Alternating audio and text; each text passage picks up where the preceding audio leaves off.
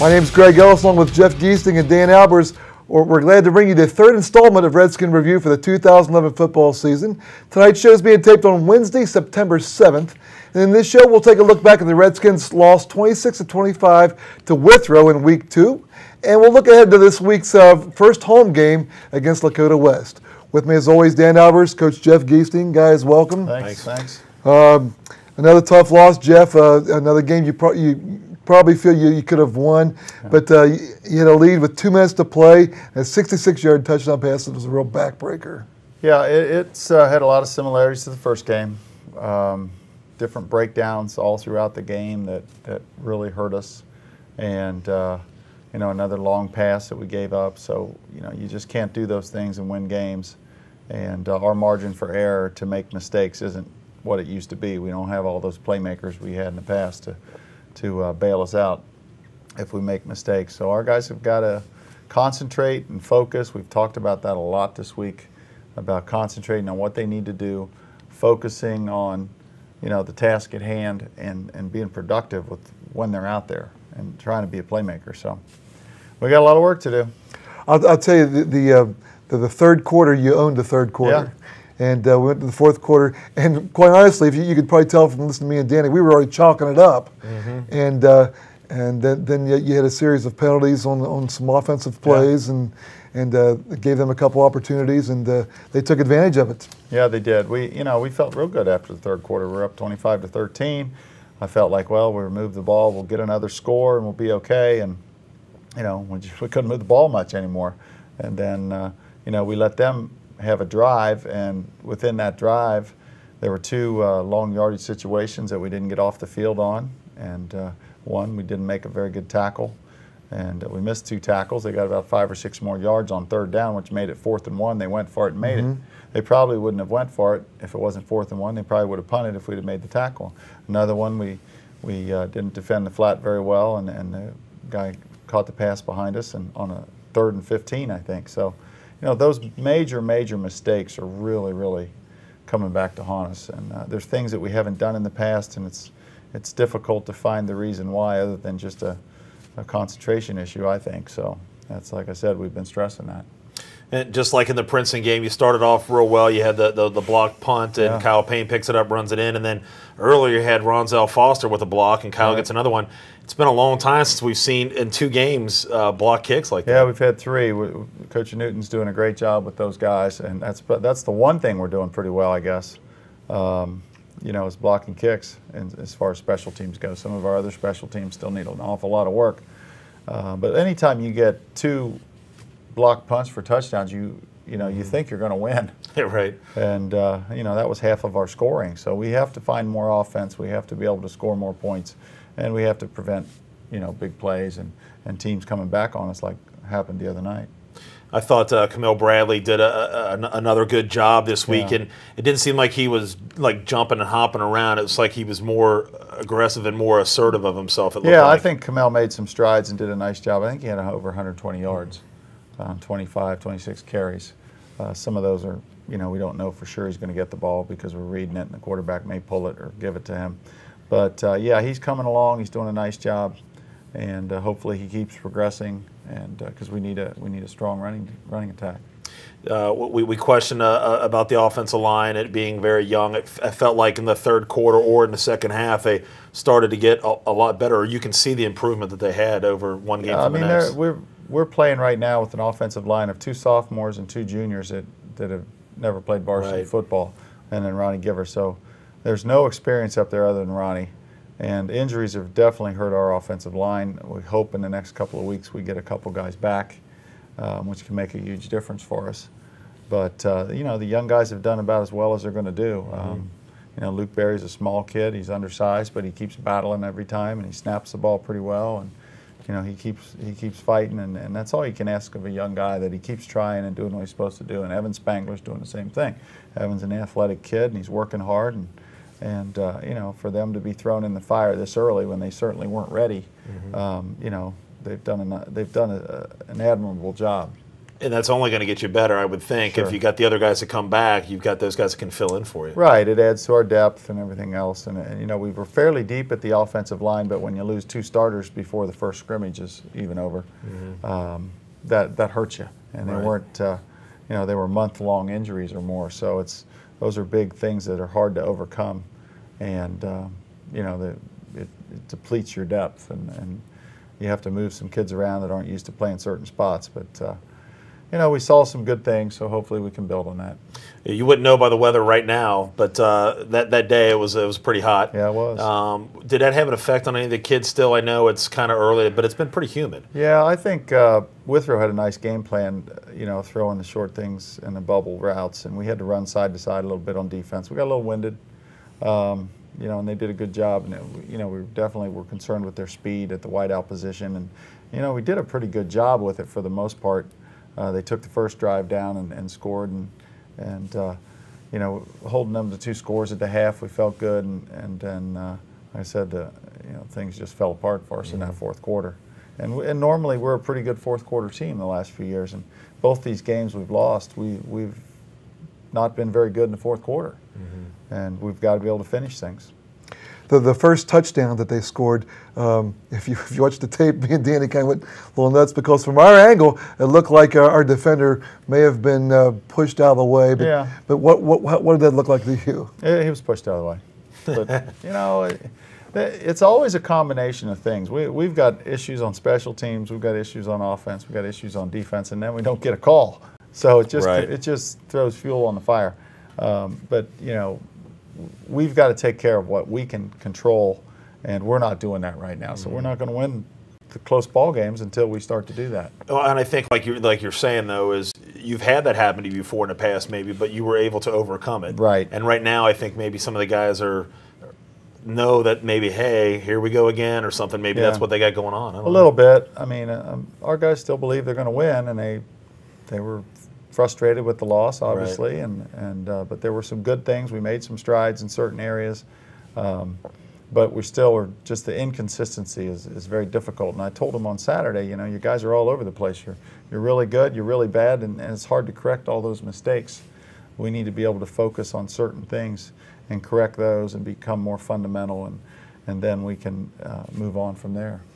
The defense against the run, much like against Princeton, I didn't think was all that bad. It's just we got hurt through the air again. Yeah. Well, they're quicker than us. They've got great athletes. We don't, you know, we're average athletically in the secondary, other than Kyle and Ronzel, and those other kids are battling and doing the best they can. But when you're a 4'9" kid versus a 4'4" kid, that's a huge advantage for them. And their quarterback played a great game. He made some great throws, and you know, I've always said the quickest way to lose a game is bad pass defense, and you know, we had first game we had 2, this game we had 1, and you know, we have done a nice job against the run, and that's in our league.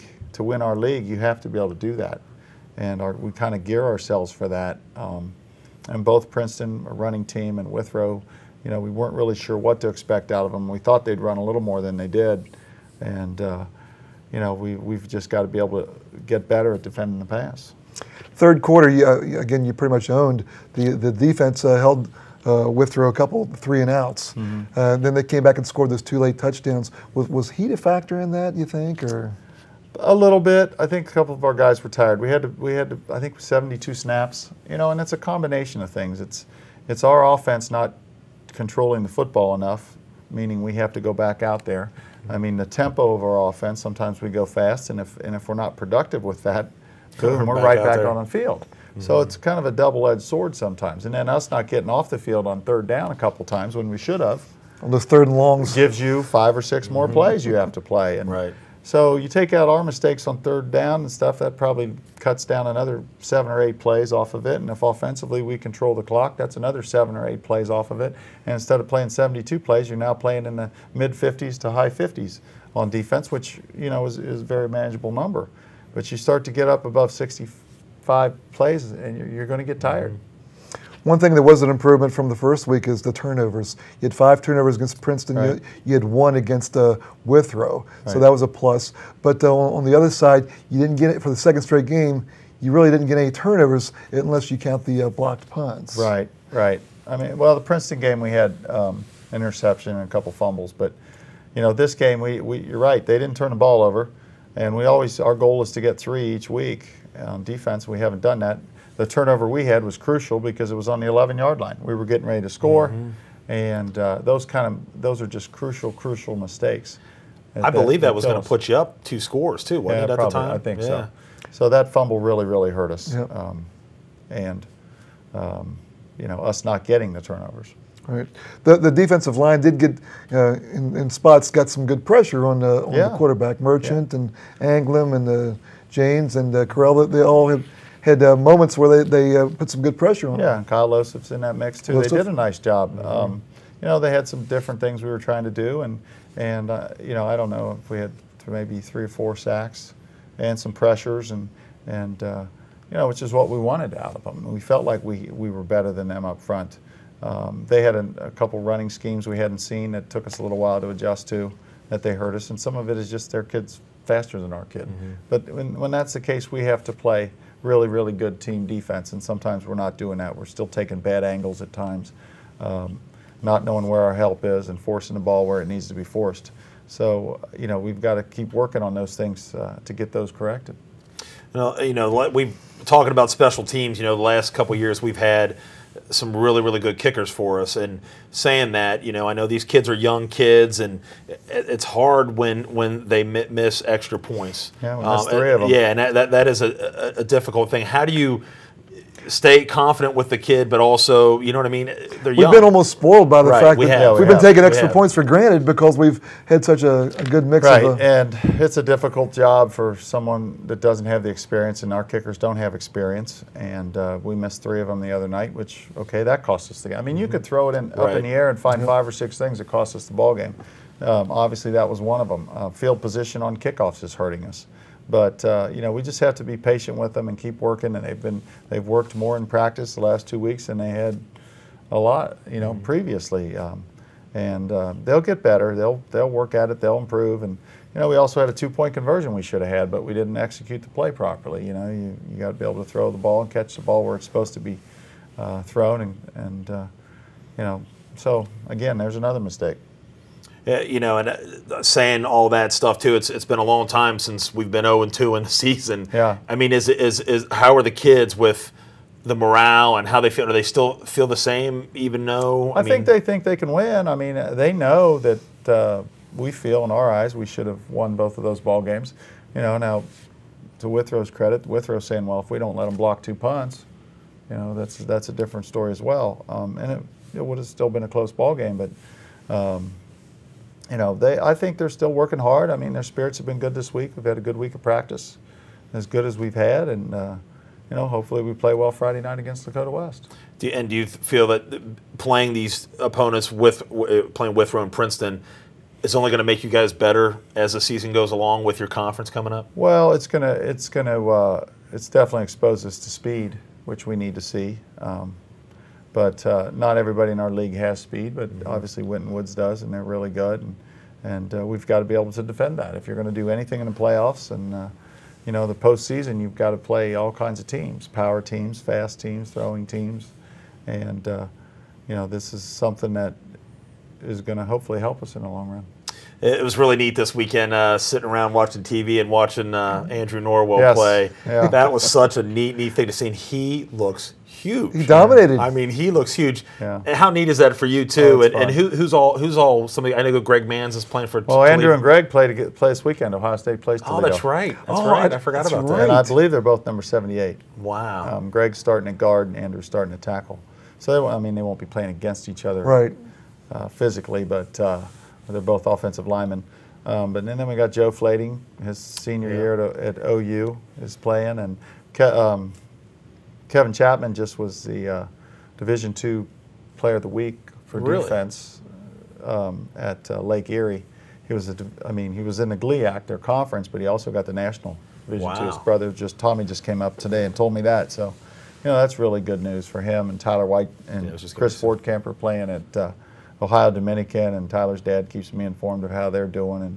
And Kevin Becker's at Valparaiso, and Brandon Bornhauser at Morehead State. I know he did some good things in their first game. So, Probably leaving somebody else out. But, Kevin Kripe. Yeah, Kevin Kripe's up at Dayton.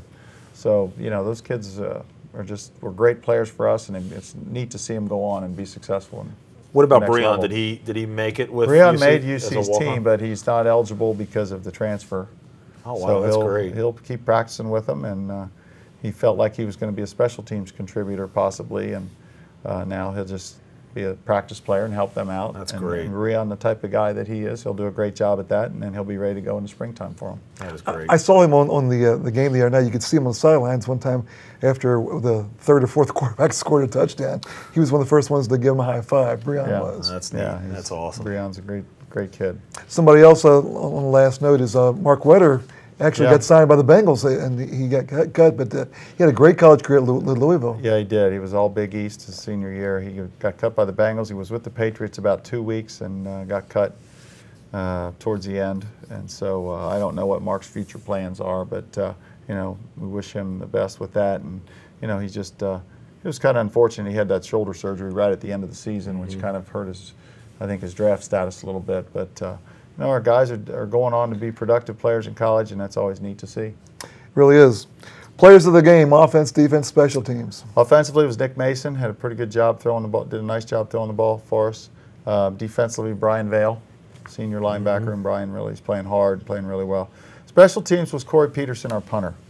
He had a couple great catches on bad snaps. Yeah. One was low. He fielded a ground ball, and then he jumped in the air and got one. And he's getting the ball off, and he's just been really, really solid for us. And he's only a sophomore. I was getting ready to say. Yeah. He's done a nice job with our punting game this year. We just got to quit putting him in bad spots with some bad snaps. So, but we're working on that too. Got a lot to work on. The JV and freshman teams, what did they do this week? Freshman won 21-16. Scored with, I think, about a minute ago, maybe. Or Is that 2 the weeks first- in a row was for 2 them? weeks. Yeah. Yeah, they won. And the JV lost 28-20. So, no, the freshmen won. They had I'm forgetting the score, but they were winning at halftime. Then when I got back up and saw the end of it, because they were playing last Wednesdays after the show, I went up, and we had just scored late in the game to go up. Oh, that's great. I think Yeah. 9 points we were up. Might have been great. 15 to 7. Or How are they progressing? 6. Well, the freshmen are getting better. They're working at it, and they got a nice group. They're not a real big group. I think there's about 36 of them, but they're working at it. They've got some good athletic kids in there, and they seem like they like each other, and they're coachable. So we're very happy with them. Good. The JV is a different story. It's always a mix of different kids on Saturdays. You're not really sure who's always going to be there, and some of the injuries. They've lost some of their offensive linemen. Spangler and Luke would have been starting on the JV this year, and now they have to start for the varsity. So, they've struggled a little bit early, but, we're seeing some good things out of them. Speaking of injuries, were there any additional injuries that came out of this game? Nothing major. Stephen Jane's shoulder's a little dinged up. He practiced today, though, and I think it's just sore. He'll be okay, probably. But nothing major came out of it, so that was a good thing. And Tanner Bronhaver, is he going to be coming back? He's been practicing. I think I would expect him to play Friday. Good. Good. Well, let's get into a little bit about Lakota West. I know they're 0-2, and one of the common opponents obviously was Winton Woods, and then they lost last week to Elder. Talk a little bit. I know they are a very, very big team. I think their offensive line is pretty huge. No, they're about 275 probably the Yeah. average. Yeah, they're really big. They're big. They're fast. They got a lot of guys. If you remember from our playoff game a couple of years ago when they came in, they looked like a college team. They've lost a tough game to Winton Woods. They were winning early, made some mistakes. They gave up I think a safety, and then had the very next possession had another major mistake, which cost them, I think it got to be 27-24 or something like that. And then Elder, they were moving the ball well early, and then Elder kind of took control of that game and beat them 35-10. But Elder's a great team as well. So they've played two really, really good teams. They've got Division I players in their secondary, a couple of them. Usually they have an offensive lineman that's a Division I kid. They got a young quarterback who's really a good athlete and runs very well, sophomore kid. And then their backs are big. They're a 205-pound tailback and a 250-pound fullback. So Jeez, oh Pete. they're going to be a load for us. So. Are they more run-oriented, pass-oriented? Yeah, or is they're it about kind of 50. mixed? They're about 50-50. But they're really, I'd classify them as a running team. I mean, we have to stop the run against them and make them throw to beat us, and hopefully just keep it in front of us when they throw, and they'll make some mistakes maybe and not catch them all. What can we see on the defensive side of football for them? They're a 4-3. They're well coached. They really, really run well. They're big, but they're not. Their defensive line's not as big as their offensive line is. But their linebackers are good players, and like I said, their secondary I think is really, really full of athletes that poses some problems. So it's going to be a tough test for us Friday at home.